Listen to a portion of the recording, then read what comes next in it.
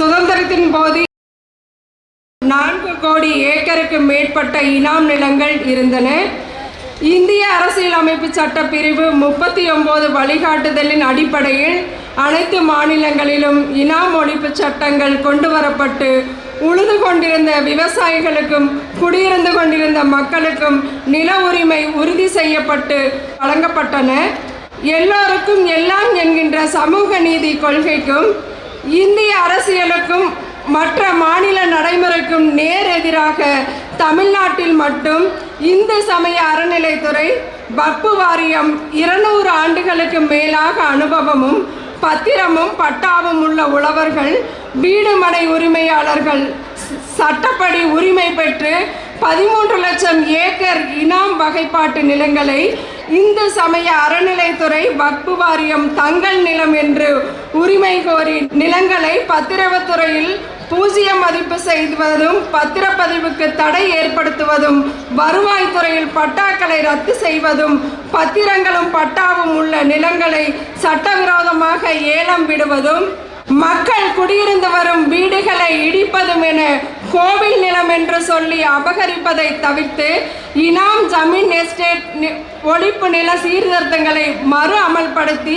காமராஜர் அறிஞர் அண்ணா அவர்களின் கொள்கையும் படி உழவர்களுக்கே நிலம் சொந்தம் என்கின்ற கோட்பாட்டின் அடிப்படையிலும் கேரளா, ஆந்திரா, குஜராத், கர்நாடகா மாநிலங்களைப் போல சட்டம் இயற்றி அனுபவத்தில் உள்ளவர்களின் நில உரிமையை உறுதி செய்திட வேண்டிய அவசியத்தில் இனாம் நிலங்களை கீழ்கண்ட தீர்மானங்களை நிறைவேற்ற வேண்டுமாய் கேட்டுக்கொள்கிறோம். நயவஞ்சகமாக மாற்றப்பட்ட அனைத்து விவசாயிகளின் பொதுமக்களையும் குத்தகையாளர்களையும் ரத்து செய்திட வேண்டும்.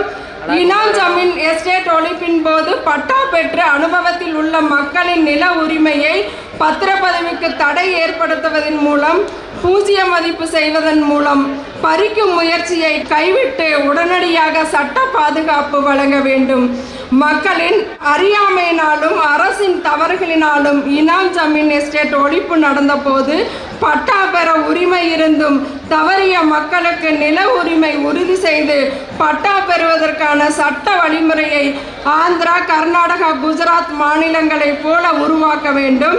கேரளா, மேற்கு வங்காளம் போன்ற மாநிலங்கள் நிலங்களின் அனுபவத்தில் இருந்தவர்களுக்கு 100% உரிமையை சட்டம் இயற்றிய போதே உறுதியதாக்கியது.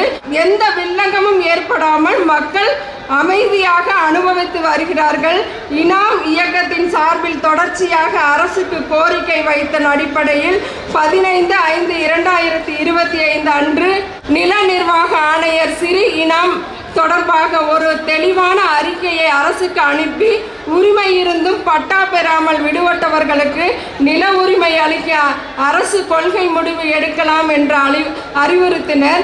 அதுபோல் தனிநபர் பெயரில் ரைத்வாரிய பட்டா வழங்கப்பட்ட நிலங்களுக்கு பத்திரப்பதிவு தடை செய்வது தவறு என அவர் குறிப்பிட்டதன் அடிப்படையில் அரசாங்கம் 29/9/2025 அன்று ஒரு அரசாணை கொண்டு வரப்பட்டது. 639 என்கின்ற அரசாணை வெளியிடப்பட்டது. அரசு மேற்கொண்டு வரும் இந்த நடவடிக்கைகளுக்கு இயக்கத்தின் சார்பில் நன்றிகளையும் பாராட்டுகளையும் தெரிவித்துக் கொள்கிறோம். மேலும் இந்த அரசாணை தடைபெற்ற வழக்கின் பதிவில் மனு தாக்கல் செய்யப்பட்ட போது தமிழக அரசு இனாம் வரலாற்றை மிக தெளிவாக தொகுத்து வழங்கியுள்ளது. இதனை அடிப்படையாக வைத்து இனாம் நில கோரிக்கையை உடனடியாக தீர்த்து 30 லட்சம் குடும்பங்களின் வீடுகளை அமைதியும் மகிழ்ச்சியும் ஏற்படுத்த வேண்டுமாய் கேட்டுக்கொள்கிறோம். வாய்ப்புக்கு நன்றி. வாழ்க வளமுடன்.